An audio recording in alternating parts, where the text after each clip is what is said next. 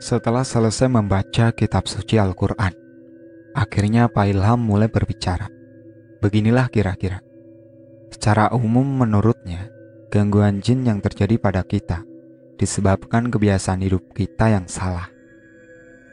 Karena lanjutannya hanya dengan zikir yang ikhlas dan segenap hati, percaya akan kekuatan, dan manfaatnya tentu bakalan menghalau semua tolak bala, termasuk jin-jin ingkar, ataupun bisik rayu tipu daya para setan. Insya Allah. Pak Ilham lalu bilang bahwa aktivitas yang saya lakuin, seperti jarang sembahyang ataupun berdoa, memudahkan jalan bagi para jin-jin yang ingkar untuk menguasai sebagian dan keseluruhan tubuh kita, hingga saat mereka bisa bersemayam dalam tubuh dan menggerogoti pikiran, menempelkan perasaan-perasaan was-was, berprasangka takut. Karena ternyata merekalah yang mengarahkan saya memasuki eksistensi mereka, agar saya menjauhi dari dogma agama yang lurus ini, dan hidup bebas berdampingan, sehingga apa yang saya pikirkan sesungguhnya itu adalah pikiran-pikiran mereka. Beberapa saat setelah itu diambillah segelas air setelah membaca satu ayat Al-Quran. Lalu beliau menyuruh saya mencelupkan jari kelingking saya. Seketika air yang tadinya putih bening pelan-pelan berubah seperti tinta yang berwarna hitam, lama-lama pekat hitam. Saya kaget tentang hal ini, begitupun bapak dan paman saya yang dari tadi cuma terdiam saja. Beliau lalu seperti berbicara dengan seorang. Ada 4 jin katanya. Kira-kira begitu dengar hal itu saya hanya menduga-duga, jangan-jangan dalam tubuh saya ada makhluk lain yang bersemayam. Setelah sebelumnya mendengar cerita yang disampaikan Pak Ilham tadi. Sementara rinai hujan masih terdengar, meskipun agak pelan. Setelah itu saya disuruh untuk meminum air putih, tetapi rasanya seperti mirip air kelapa. Beberapa menit setelah itu dalam keadaan saya masih mengobrol dengan beliau, tiba-tiba kepala saya pusing, dan saya mual-mual, seperti mau muntah, serta batuk-batuk. Dan paman saya disuruh untuk memijit-mijit kaki saya, serta menekan-nekan ibu jari kaki saya. Sementara bapak memegang tangan dan pundak saya. Posisi saya kini jadi rebahan. Lama-lama keringat dingin deras mengucur dari seluruh badan saya, yang terasa sangat panas. Saya sangat ngerasa capek dan lemes, seperti habis perjalanan jauh sekali, bahkan sangat sulit untuk menggerak-gerakkan tangan. Tiba-tiba dalam pikiran selintas saya seperti melihat sebuah rumah dari kejauhan, tapi lalu tiba-tiba hilang begitu saja. Tapi itu entah di mana. Dalam hati saya berkata, ada apa dengan saya? Apa yang terjadi?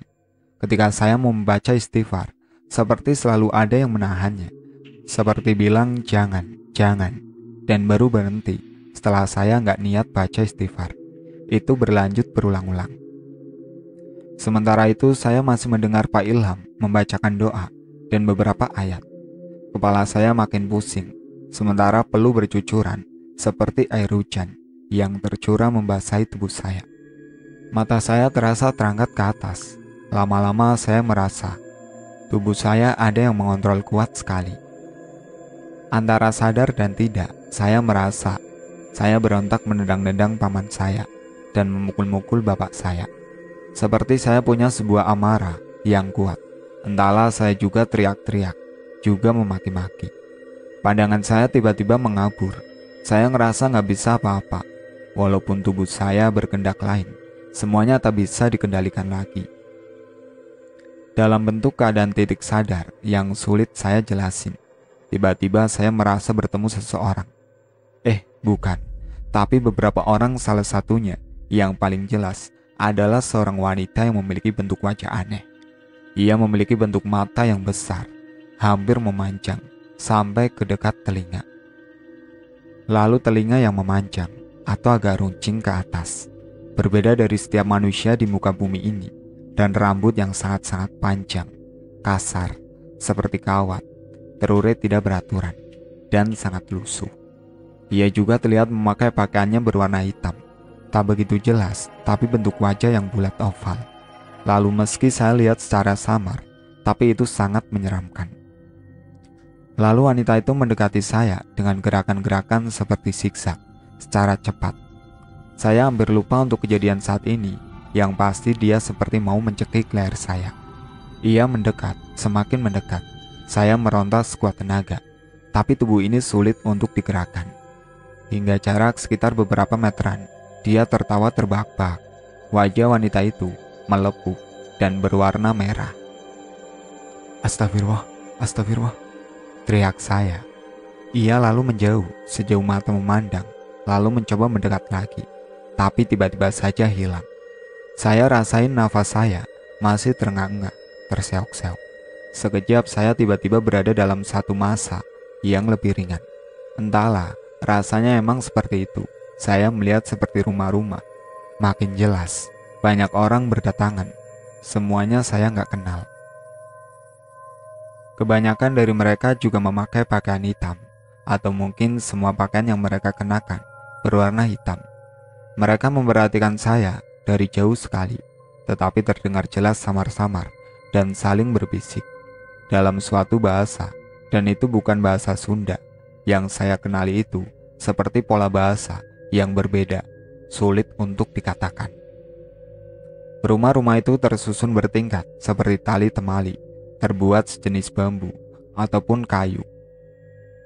Warna langitnya seperti suram kelabu, banyak lubang-lubang di tanahnya yang berwarna hitam legam, seperti sejenis lumpur, lebih mirip sebuah lapangan yang luas, tanpa pohon. Daerahnya seperti lembab dan membuat saya tidak betah dan ingin segera pergi. Saat saya mulai merasa sendiri dan sangat takut, sesaat kemudian, seperti ada suara di telinga saya. Saya pun sadar, walaupun tidak sepenuhnya. Terdengar suara-suara doa di luar, namun serasa jauh. Tiba-tiba saya seperti jatuh dari atas ke bawah dengan sangat cepat. Sepertinya tubuh saya ada yang memegang. Saya juga merasa seperti tiupan-tiupan angin yang sangat kuat di seluruh tubuh, seperti aliran angin lewat pipa yang tertiup kuat menyentak tubuh, tapi di saat bersamaan dan lebih dari satu. Dalam kekosongan yang menyelimuti jiwa saya, hanya terdengar desiran lembut angin yang menyapa begitu halus, hingga saya tak kuasa untuk menerima mungkin apapun yang terjadi pada diri saya. Itulah sebuah jalan hidup yang harus dijalani, kadang terasa sangat pahit. Saat sebagian orang memiliki dunia yang penuh warna, sementara saya merasa seakan cekam membara, mengalun hingga senja. Jawaban hanyalah jawaban. Oh Tuhan, berikan hamba kekuatan. Sekian saya tersadar, saya coba menggerakkan kedua tangan dan kaki. Pelan saya berdiri, dada saya terasa sesak. Setelah itu saya mendengar orang-orang berbicara dari jauh, seperti berada dalam ruangan yang hampa. Suara-suara itu bergema kini di sekitar saya. Namun saat itu, semuanya tak saya pedulikan lagi. Semuanya di sekitar kini mulai menghitam dan menjadi gelap. Saya takut dan was-was. Tapi rasanya saat itu saya sudah tak mempunyai tenaga, walaupun untuk melangkah. Nafas yang mulai melemah dan kedua mata ini sepertinya sudah tak kuat untuk terbuka lagi. Di tengah suasana tak menentu, kemudian saya hanya bisa merangkak pelan dan mencari tempat untuk bersandar. Saat itu rasanya pilu benar-benar mengharu biru, menguasai dan menjadi raja. Di tengah tubuh yang telah letih, perlahan saya memejamkan kedua mata ini. Tersadar, ternyata terasa air mata saya telah meleleh. Namun tak saya usap, dibiarkan saja mengalir pelan dan berjatuhan secara alami. Dalam sebuah puncak dari keputusan sudah tak ada harapan, dan rasanya mungkin inilah kekalahan. Saat semua langkah, tenaga, semangat, semuanya hilang pergi, membias tak berbekas. Tiba-tiba ada rasa rindu yang pelan-pelan menguat. Saya rindu ibu, bapak, adik-adik saya, jalanan kampung saya, dan Pak Kamal, tawa riang, pagi, udara sejuk. Semua hal kini terbayang seperti sebuah potongan film yang seolah-olah membuat serasa bahwa hidup itu sangat berarti. Untuk semua orang rasanya aneh, pengen kembali, walaupun hanya sedetik, mungkin hanya untuk meminta maaf. Andaikan saya telah berbuat salah dan menzolimi mereka. Ada seberkas cahaya menerangi sisi ruangan gelap ini. pelan-pelan sudah mulai berubah. Walaupun mata telah terpejam, saat itu semuanya bisa terlihat. Entahlah. Cahaya itu terasa hangat menyentuh sebagian wajah, lalu mata. Namun semuanya masih bisu. Tak ada orang lain di sana selain saya. Meski berat, pelan saya bukakan kedua mata saya. Terasa perih. Sehalus udara yang sangat nyaman mengentak membuat saya serasa bisa kembali bernafas. Secara pelan, saya mencoba untuk duduk tegap. Dalam tekanan batin, serta-merta nafas yang mulai mengalun tajam dan agak aneh. Rasanya perasaan saat itu, saya pelan menyadari bahwa saya telah berada di sebuah jenis padang rumput berwarna seperti merah, sangat luas. Agak mulai heran karena dari tadi saya bersandar dan mungkin alam telah mulai siang hari. Pikir saya saat itu masih dalam keadaan duduk, tapi secara samar-samar saya melihat jalan yang panjang terbentang. Sempat saya bertanya di mana ini. Namun semuanya terasa sangat ringan, seperti tekanan gravitasi yang lebih rendah. Perlahan saya berdiri dan tiba-tiba saja saya seperti tersedot secara kuat dan tak mampu melawan. Sangat cepat dan kuat, hingga tiba-tiba saja ada cubitan sentuhan dan tepukan-tepukan di pipi. Tiba-tiba seperti aliran darah, serasa hangat, mengalir semua tubuh. Dan berikutnya secara pelan terdengar suara-suara seperti bapak. Lama-lama semakin jelas, dan saya pun tersadar. Dengan agak kaget dalam nafas yang ngos-ngosan, saya coba melihat ke arah kiri dan kanan. Akhirnya saya coba baca istighfar, walau terasa pelan sekali, bahkan hampir saja tak bersuara. Di sekitar, saya lihat ada bapak, paman, serta Pak Ilham, dan seorang laki-laki yang saya belum kenal. Kepala saya masih sedikit pusing dan dunia terasa sangat berat. Setelah beberapa saat saya disuruh minum air putih seperti yang sangat kehausan. Saya habiskan 1 muk penuh air itu. Bapak saya mengusap-ngusap kening saya, sementara Pak Ilham duduk di hadapan saya.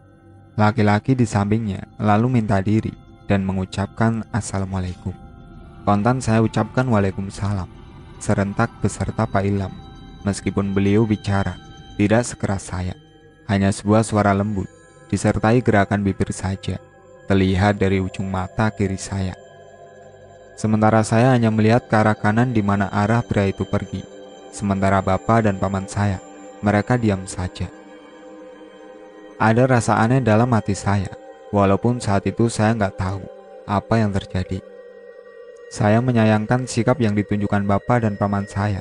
Dalam hati saya, kenapa mereka tak menjawab salam. Sesaat setelah itu saya pun mencoba bangkit duduk, dibantu sama paman saya, dan bersandar ke dinding yang sebelumnya telah disiapkan bantal. Setelah beberapa menit kemudian, saya mencoba mencari tahu tadi apa yang sudah terjadi. Saya melihat ke bapak saya. Dengan sebuah isyarat, saya bertanya tentang keadaan saya tadi. Meskipun cuma bentuk bibir dan tak ada suara, tapi saat itu bapak saya cuma duduk terdiam dan enggak memperhatikan isyarat saya. Ada rasa salah tingkah karena penasaran. Ada rasa ingin bicara. Ada. Tapi perasaan saya enggak enak. Karena kejadian tadi saya sadar dan enggak sadar. Saya takut saya ngelakuin sesuatu hal. Karena seingat saya, tadi saya meronta dan menendang-nendang ataupun berteriak-teriak. Di balik 1000 pertanyaan berkecamuk dalam hati saya, Pak Muhammad atau Pak Ilham mulai berbicara. Dia mulai dengan sebuah isyarat. Ia mulai menceritakan. Kira-kira seperti ini poinnya. Bahwa benar dalam tubuh saya ada beberapa jin yang mengganggu. Mendengar itu saat itu saya cuma bisa diam. Agak-agak cemas campur aduk rasanya. Pak Ilham menambahkan apa yang saya lihat. Saya dengar itu sesungguhnya adalah benar. Tetapi jin dalam tubuh saya yang mengarahkan dan berperan hingga semuanya bisa terjadi. Hakikatnya, alam jin itu hal yang gaib dan tak bisa terlihat oleh mata manusia, karena sudah dijelaskan dalam Al-Quran bahwa mereka berada di suatu tempat yang dimana kita tak akan bisa melihatnya. Mungkin bisa diartikan segala sesuatu yang berhubungan dengan alam jin itu tentu tak bisa dilihat, tetapi normalnya hanya mungkin bisa untuk dirasa saja. Tetapi itulah misteri terbesar, juga hanyalah semata-mata karena sudah kehendak dari Sang Maha Holik, Tuhan semesta alam.